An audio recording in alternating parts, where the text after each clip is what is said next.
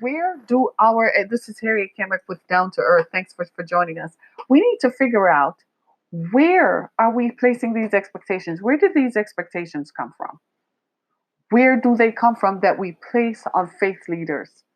Who schooled them? Where did we get that from? Are we placing them to, holding them to a standard that even we ourselves won't keep? Look at us. Look at you. Look at me. I'm as imperfect as anything. Am I opening myself up for examination? Well, what is in me that I think is so vastly different than what is in the man or woman who says they've been called to talk to us about faith? Are we holding them to a standard that is unachievable, that even we ourselves can't? How is it, sincerely, my friends, let us ask ourselves the question.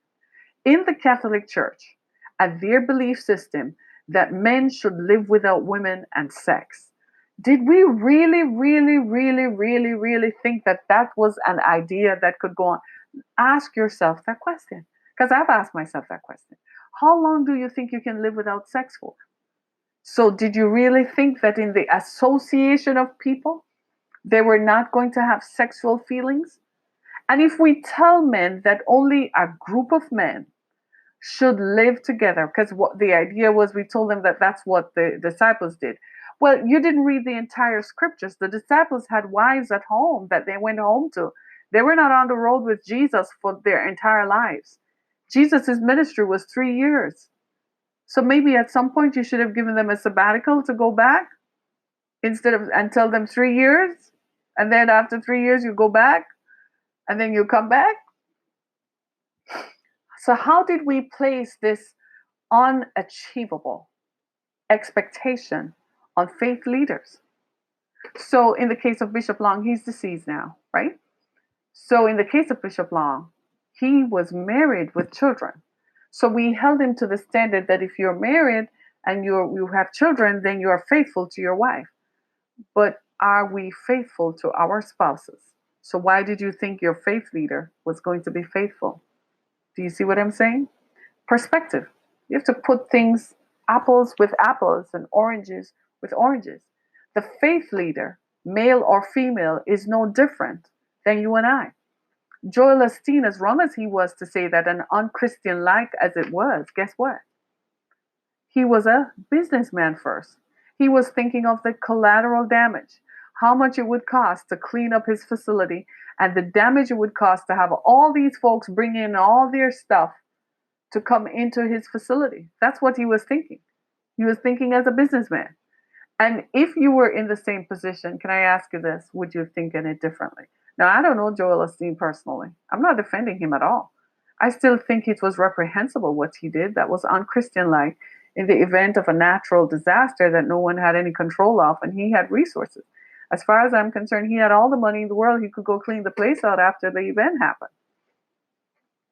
But in the moment, he was thinking as a businessman. Is that any far removed from how you were thinking? Let's look at Eddie Long. It is possible that he might have had homosexual tendencies. But in a society that says homosexuality is wrong, he hid it and thought if he did it with young men whom he could control, then it was controlled. He could still maintain a facade of being married because that's what's acceptable. I don't know. I'm just saying, right? So when you look at that now, well, that affected our faith. And that affects people who looked at that askance, like, is that what you folks do up in the church? And then, of course, you have cult like situations where people walk in and they can't say anything, they can't talk, and they walk in and they don't come back out. You send your kid down there and they come back a different person. You know, they come back, oh, well, I can't do this, I can't do that because Pastor Jim, Pastor Jack, Pastor said, I can't do this, I can't do that. And you're wondering, like, what on earth, what in glory is going on in there?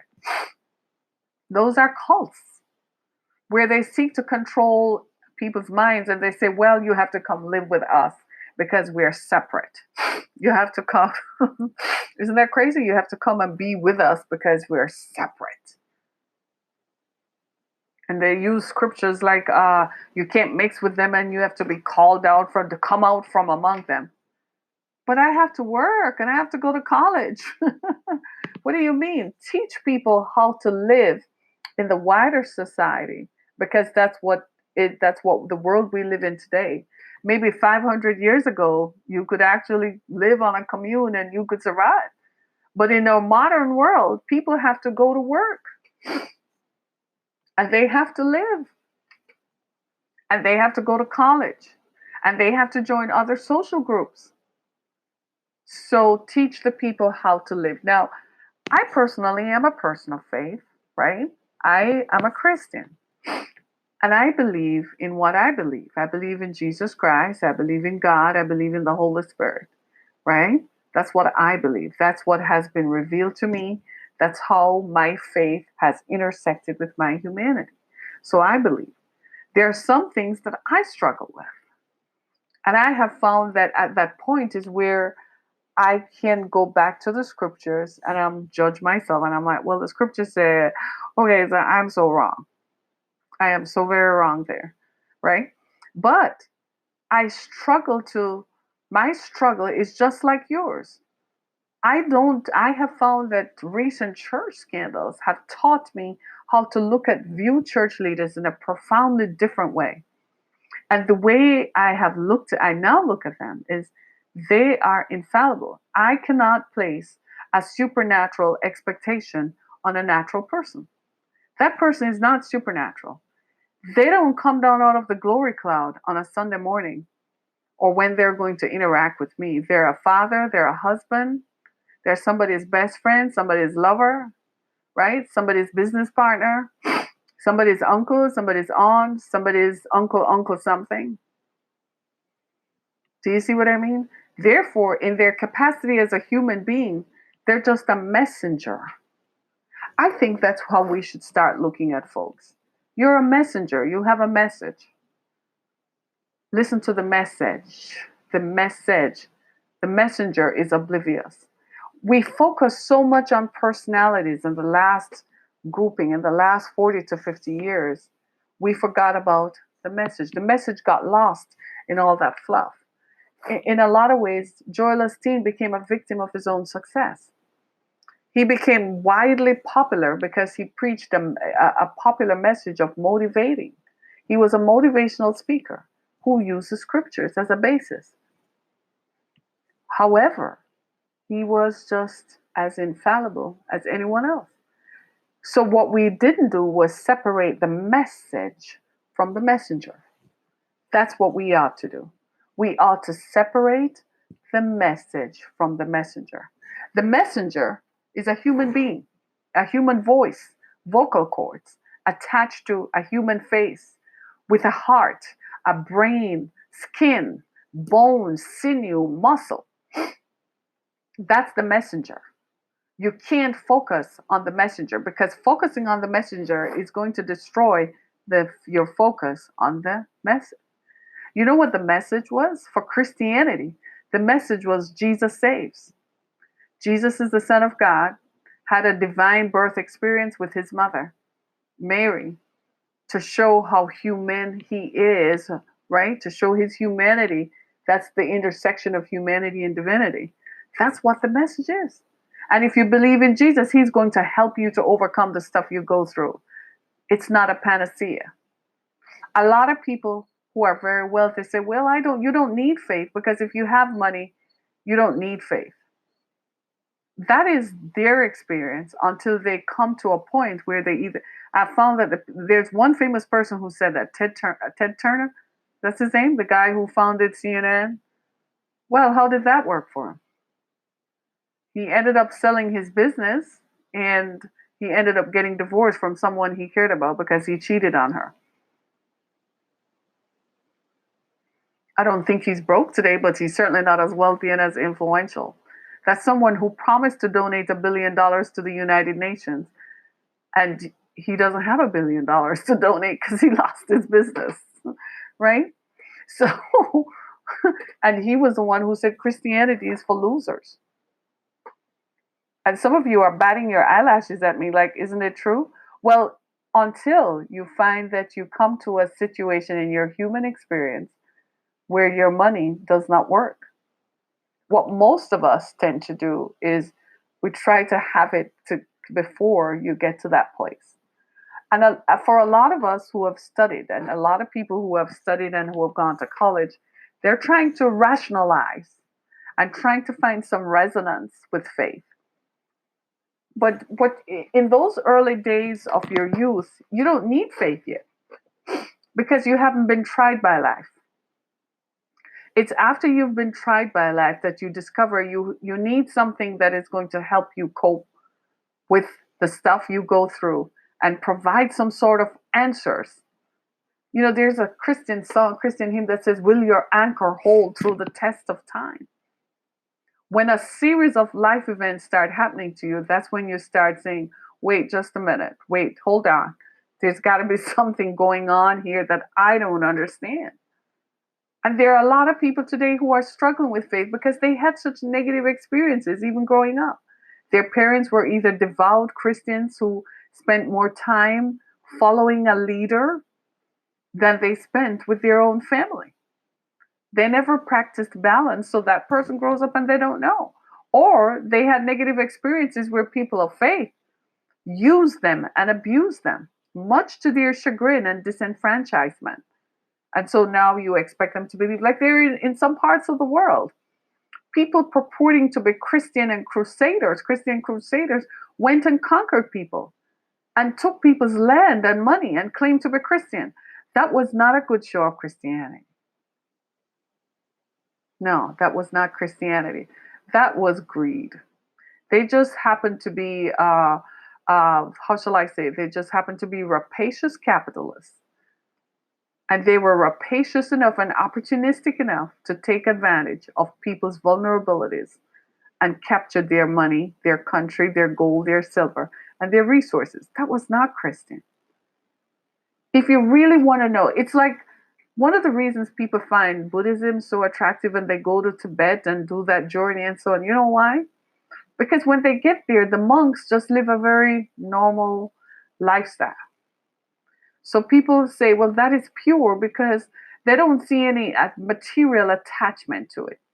So most people return from that changed fundamentally because then they look at our way of life here in the Western world and they're like, you're so far from what is pure. That, you know, that's how Jesus started out.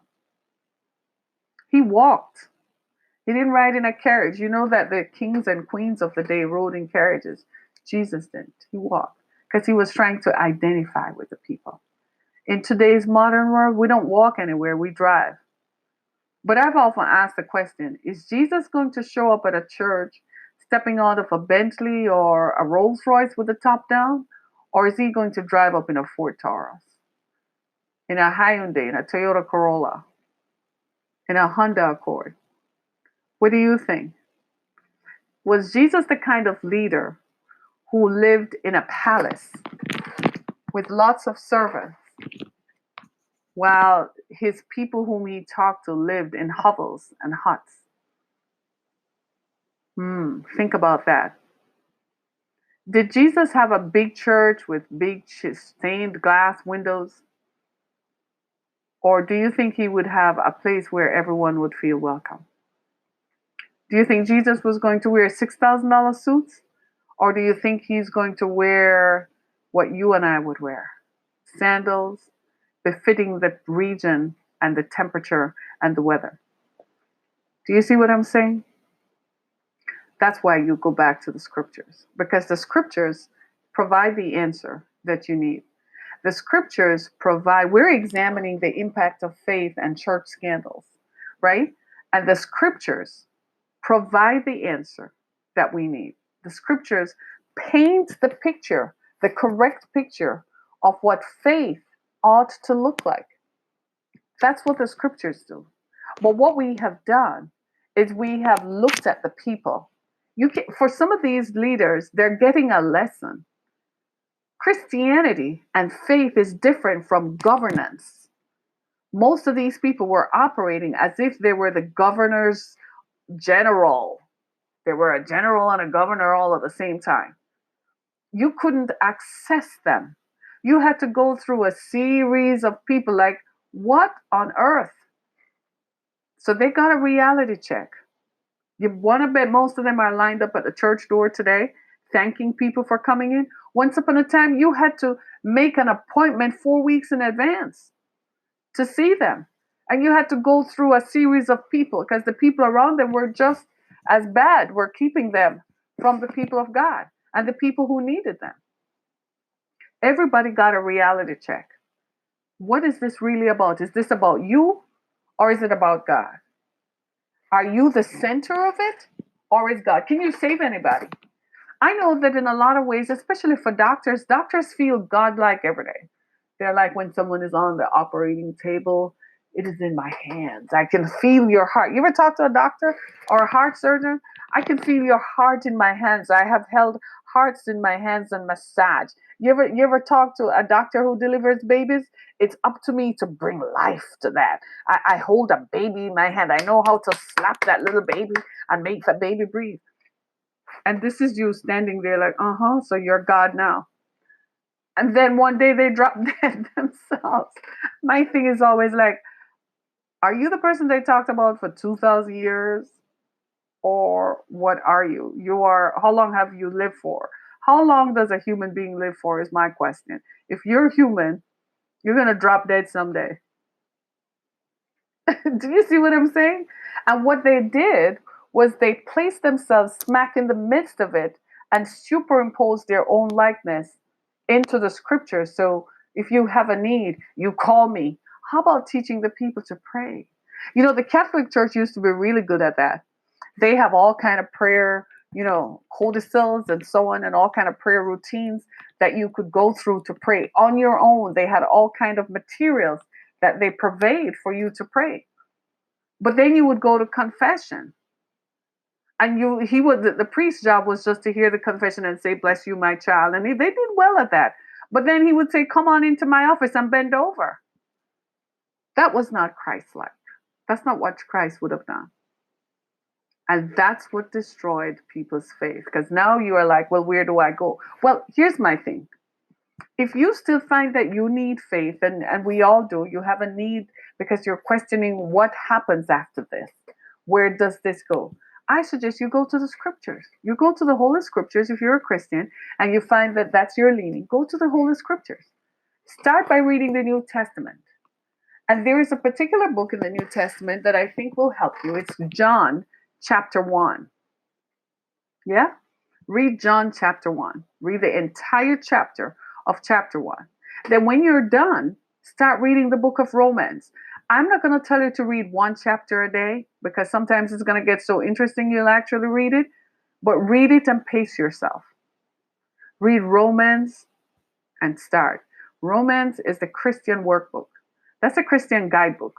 That's a Christian roadmap. It tells you how to be, what are the answers. It will guide you. It is going to change you because it will challenge some of the things you've always believed. But at the same time, it's going to assure you and it's going to provide you with some answers. Start right there. And then after that, you'll be ready to go look into a person who is a messenger of the faith. We all are messengers to some extent. We are all messengers. The message comes through us. Right now, I am a messenger saying that it's okay to have faith. It's okay to feel like you believe that there is something beyond the sky. Years ago, I remember telling my youngest daughter that the sky had no limits. And I told her that if you look up, when you look up, what you're going to find is that there's nothing behind there. It's just air. Just keep going and going. There's no ceiling. There's nothing. The sky is just a reflection of the clouds and what is on the land. And she couldn't believe it. She said, "You're serious?" I said, "Yeah, there's nothing." We literally, by faith, are living on a planet that spins so fast that it feels like we're not spinning. That's faith, to believe that you're going to wake up in the morning. You have faith. But the question is, where do you go from here? What do you now do with your faith? What do you say to others? How do you feel about yourself? That's your intersection of your humanity and your divinity. That's where your intersection is. And right then and there is an answer. It's in the scriptures. So it's not about me, as imperfect as I am. I'm imperfect. I'm a female. That's not what makes me perfect. What makes me perfect is the composite of myself, that I'm human. I'm not divine. But I have an intersection that part of me aspires and searches for the divine nature. And so it keeps me humble. That's where my humility comes from. I can't speak for the others. Some of them are gone. But I think they struggled with that. They probably took on or felt like they had to take on the whole divine nature. You can't carry that stuff because you can't live it. You're human. You got to go to the bathroom. You're going to be hungry. You're going to have sexual desire. You're going to have desire to eat stuff you shouldn't eat. You're going to have desire to drink stuff. People struggle with drugs. There's one preacher who, having been gone through a process of excoriating himself from drugs, he said up until recently he still needed it to keep him going. It was still a part of his experience. But it kept pushing him and pushing him to be better and better. That's truth and reality. There, many of them struggle in their marriages because they have such a strict travel schedule, and they're like, I'm evangelizing, and I'm like, well, priorities maybe. What about the family? I had to get ready to do this broadcast today, but you know what was my first priority? Family. I had to take care of my family's needs first. My children were hungry. They wanted me to fix breakfast. And it seemed like, well, some people would say, well, I'm too busy and I can't stop to do that. I have to go do this. That is my first role, right? So I had to do that, right? So what did I do? I got busy doing that. First thing I did, I went and I made breakfast first because that's my first role. I'm not above the needs of my humanity, right? I have a need to shower. You better shower, right? Before you face anyone. Please do. People, I read a story the other day where Americans don't shower but every 2 days. I was like, no, you're not. No, people, please. Please, I beg you, right? I have a need to wear my hair, wash my hair, style my hair. I'm human. That's my first responsibility. So I'm asking you, right? I'm asking you when this broadcast is over and as you meditate on these things that we have said, listen to this over and over. It's going to help you and it's going to give you direction. You're going to have answers and you're going to find that as you listen to this broadcast over and over, you're going to hear the answers that you're searching for. And you're going to find yourself saying, well, how is it that the people who lived a while ago didn't have so many scandals? It's not that there wasn't stuff. It's just that the information was probably more covered and were kept more private. And people said, well, they have an issue and they weren't going to put it out there. Unfortunately, in the last 20 years, with the pervasion and the pervasiveness of media, nothing is going to be secret. And it perhaps is just the season for stuff to come out.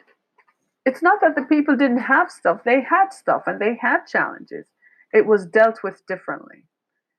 Today, people are holding you accountable because they can see and hear you. Is that a bad thing? I don't think so.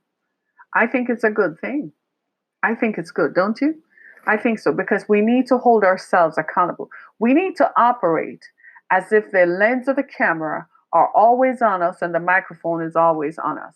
We need to hold ourselves just like the people are expecting church leaders, faith leaders, to be held accountable to a certain standard. You need to live up to that standard. For years, in my own experience, in my own family experience, the minute I crossed this threshold, I said to myself, I cannot tell people to do one thing and I do another. It cost me everything. Trust me. But I felt that I wouldn't be a purveyor of integrity and I wouldn't be true to the faith. If the faith demanded that I hold myself to a certain standard, I tried to do that. really well. There were some things I wasn't going to do. I wasn't going to shack up. My family were like, "You need a man. You should be with a man." I wasn't going to do that. It was the most frustrating. It has been the most frustrating experience of a lifetime. But I felt that I couldn't come and tell them how to do it if I weren't exemplifying it myself. There were some things that I felt like I had to do. Cost me everything. It was painful, but that was the intersection that I felt that was most necessary. Do you see my point? I think that's what faith leaders ought to do. And for those who are listening, if you're a faith leader, challenge yourself. Are you really? If we were to put a camera on you 24 hours a day, what is it like?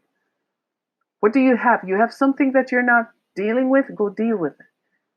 Don't let it come out because it's more damaging. And when it does, it hurts more people. The people who are around you, who believed in you and who were holding you up, they're the people who are damaged and hurt. Do you see what I'm saying? We owe them something. So go deal with your issue before it's made public. Deal with your issue before it deals with you. Come clean. Go deal with it. Get it done. Taken care of. And hold yourself to the standard that you know the people are expecting of you. For us, the lay people, pray for them. Pray for church leaders. Pray for faith leaders because they're not in. Pray that they will find an answer to their issue and they will go deal with it so it doesn't become a problem for them and for the rest of us. We don't want any more scandals, not in the Catholic Church, not in the Episcopalian Church. One emerged recently in the Lutheran Church. So many people have been abused and sexually violated and molested. Come on now, clean it up. And church leaders, stop hiding it. When people come forward and disclose that they've been violated by a church leader, for the love of God, deal with it. Deal with it. Hold that person accountable. Excoriate them, push them out. Tell them go get therapy. But you can't lead anybody else. Don't have them still leading people knowing that an accusation has been made. Remove them. Bring some integrity back into the process because the survivors are looking on saying you value them more. And so people become disenchanted and walk away. And then you have the nerve to stand there and say you're practicing the love of God. No, you are not. God loves the broken even more. He loves the people who are abused even more. Listen to the message, not the messenger. Yeah, go tear me apart on Twitter, Facebook, and everything else. Not going to matter one bit to me. I'm still going to say. So I end this today by asking you. Hopefully this has done something, illuminated some of the stuff that you've been questioning, but go back to the scriptures. And for those of you, I encourage you to start with the book of John chapter 1, and then move on to the book of Romans. And go through the scriptures, read it. If you have any questions, you can find me on social media. There are other faith leaders who are not involved in scandals. We're just ordinary people, regular, normal people, just practicing the love of God and just really believing God and just really want people to be blessed. So find them. Thank you so much for listening to me on this Sunday morning. Go enjoy your Sunday. Be with your family. And it's NFL Sunday. So we're all going to watch the game, right? We're going to watch some football in just a few. Hey, go Lions. I live in Detroit, so I got to support hometown. Yeah, I have to support hometown. Go Lions, right? Thanks so much, everybody. For more information about the subjects we talk about, go to harrietkamick.com. Listen to us on other platforms. Make sure you subscribe to our channel and let us know how much we're doing. Thank you so much, everybody. Be blessed.